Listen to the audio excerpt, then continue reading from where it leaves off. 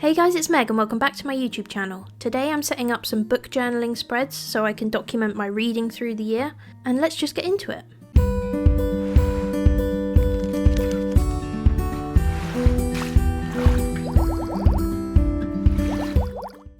So the first spread that I'm going to be setting up is a TBR bookshelf, so this is going to be a list of all the books that I'm wanting and hoping to read throughout the year hopefully, but it's basically a bit of a book wish list of everything you're wanting to read in the future. So I'm just using my 0.1 fine liner to draw out some really simple shelves with books on, and I've done this a few different ways in the past, one of which is colouring the books in with colours that relate to a review or kind of coding system. So for example, if you had a key and had 5 different colours that related to the number of stars that you reviewed the book, you could then colour in the books at the end once you've read them. The colour that you used to colour in the book would represent how much you enjoyed the book basically. However, I'm just going to colour them in keeping with my theme.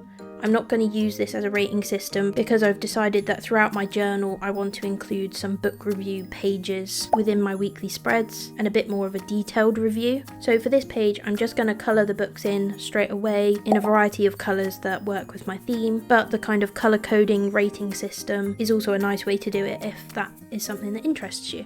So now I'm just using my Tombow brush pens to start colouring in, and I'll put all the Tombow colour codes on the screen so you can see which ones I'm going to be using. But as these spreads are kind of part of my yearly setup pages, I'm trying to stay within that same colour theme that I've used in my previous video in my yearly setup. And this is just a really useful way of tying all the pages together, even if the pages themselves are in a different style. As long as the colours are the same, then it blends together as you flip through.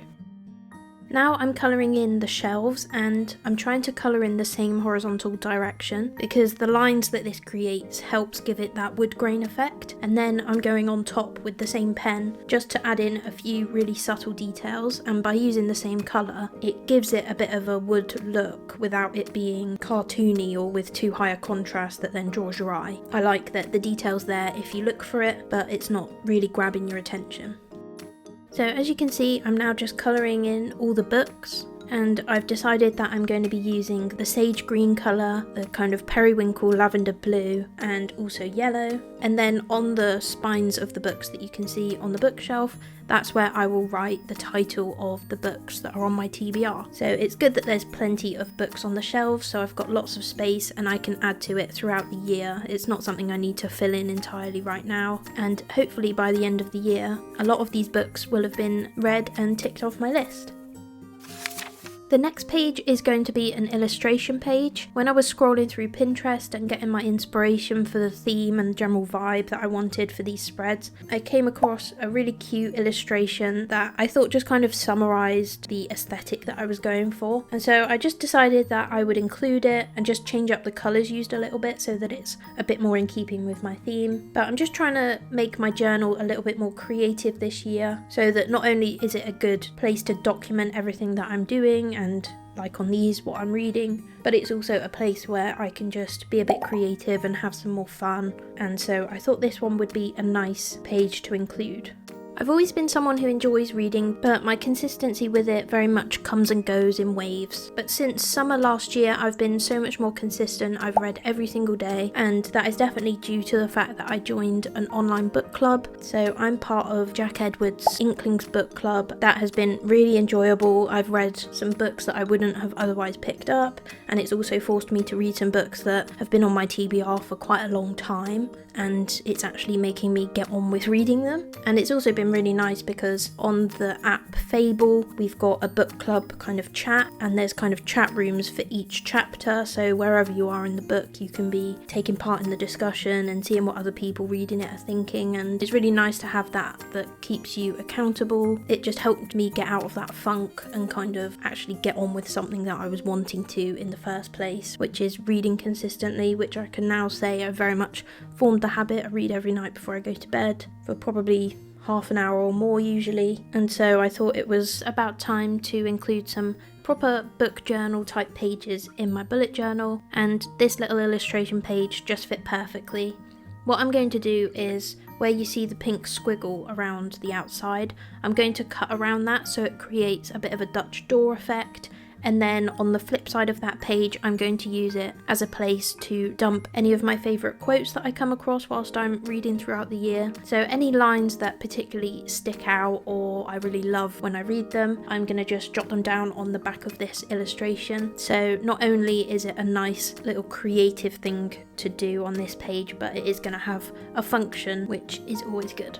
Now at this point when I was drawing this, I started to think I'm not actually loving it, and something about the colours that I'd chosen I felt maybe weren't working, so I grabbed my coloured pencils and just decided rather than scrapping it, I'll just see what I can do, and ultimately if I was planning to cover over it in the end anyway, I thought it was worth giving it a go and seeing if adding a bit of extra detail and stuff would maybe save it, and luckily it did work. It was a bit of a trust the process moment, but I started off with a brown coloured pencil and started adding in some brickwork, just kind of randomly. I was also doing it a bit scribbly, so it wasn't meant to look perfect. I thought that might also help, and that did actually really make a difference. It kind of stopped everything looking so flat, it made it look a little bit more realistic. And I then also used my white gel pen just to start adding some highlights in places, and I then decided to add some stripes into the blue colour because that was one of the things I was thinking might not be working.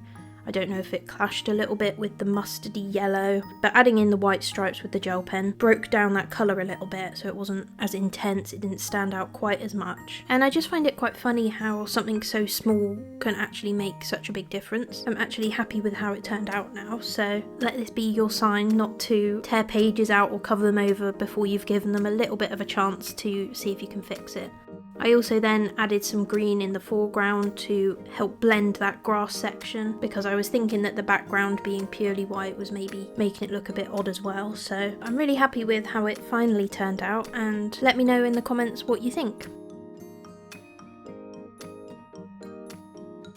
So on the back of the illustration, as I mentioned earlier, this is going to be a space for me to dump all of my favourite quotes from any books that I've read throughout the year, and I wanted to have a nice little pink gingham background because this is essentially going to be a blank page until I filled it in. And I'm then flipping back to the other side to cut around the edge of the pink squiggle that I'd created so I can make a Dutch door effect. But it's a good idea to do the colouring of the back side of the paper before you cut, because then the pattern flows nicely to the edge and gives you a nice seamless finish at the edges without having to worry about colouring right up to the edge of where you've just cut the paper. I then just used my Tombow brush pen in the periwinkle colour to write quotes as the title for this page, and I just outlined it in my black fine liner to help it stand out a little bit as I was going over the top of the gingham background. And I just added a few final touches of some little stars to sparkle around the title, and I used the yellow acrylic marker to colour them in, again as it was going on top of pen already put down.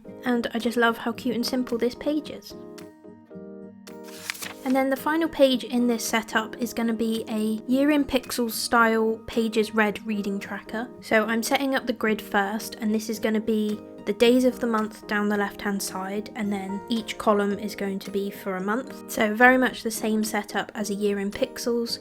But as I was setting up my journal a little bit after the start of the year, I thought I wouldn't include a Year in Pixels spread, and instead I would use that same setup for documenting the number of pages I've read every day this year. So I've got a key that I will colour in, and that will represent how many pages I've read. So I've got less than 10, 11 to 20, 21 to 30, 31 to 40 or 50 plus. So I will then choose whichever colour represents the number of pages I've read that day, and then just colour in the little square on the grid. And then eventually by the end of the year, the whole grid will be filled up with all the colours, and it will give me a good idea of how my reading went throughout the year, how consistent I was with it, what's the average number of pages I tend to read, all those kind of things. So I'm really looking forward to seeing this one filled in come the end of the year. And then for the background, I wanted this to be a patchwork quilt style effect, just to fill in this border. I'd found a picture on Pinterest again that I just really loved. I love the colours and the mismatch kind of style. So that's what I was hoping I could recreate here, but when I started doing it, I discovered I wasn't actually sure how best to go about it, because I started off doing it thinking that the coloured squares are in some sort of pattern, and they're actually not. It's all very random, which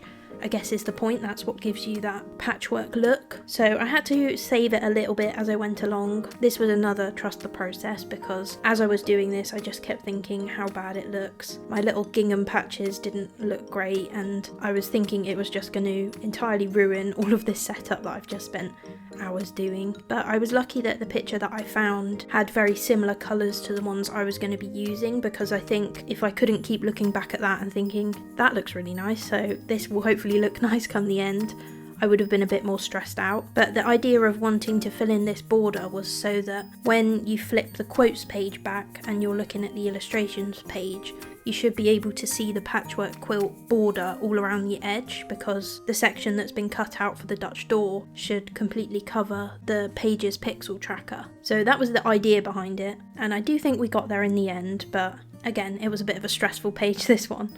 I think one of the main takeaways from this setup, both this page and the illustration page, when I'm kind of halfway through and just doubting that it's going to turn out right, is just to stick with it, because I always find that the smaller details that you add towards the end are what really brings it together and makes it look good. So as you can see here, I'm also filling in some tiny little flowers on some of the empty boxes. And even just those little pops of colour throughout the blank patches look really nice and bring the page to life a little bit more. And I then go in with the same colour periwinkle on top of those blue boxes and add some small flower doodles, just randomly, not to every single box. And I also use my white gel pen to add some random stitch lines where a few of the different patches join together. And again, I think that really helps it look properly like a patchwork design. I think we got there, and I'm really happy with how it all turned out in the end. So that's my reading journal pages all set up. I've got the TBR bookshelf, the little cozy bookshop illustration with the quotes page on the back, and then I've also got my pages read pixel tracker. And I think looking at it as a whole, you can really see how using the same colour palette makes it all work really well together. And I'm super happy with how that patchwork border looks when you flip the page back. But that's it for this video. Don't forget to like, comment, subscribe, and hit the notification bell if you want to be notified when I next upload, and I will see you in the next one.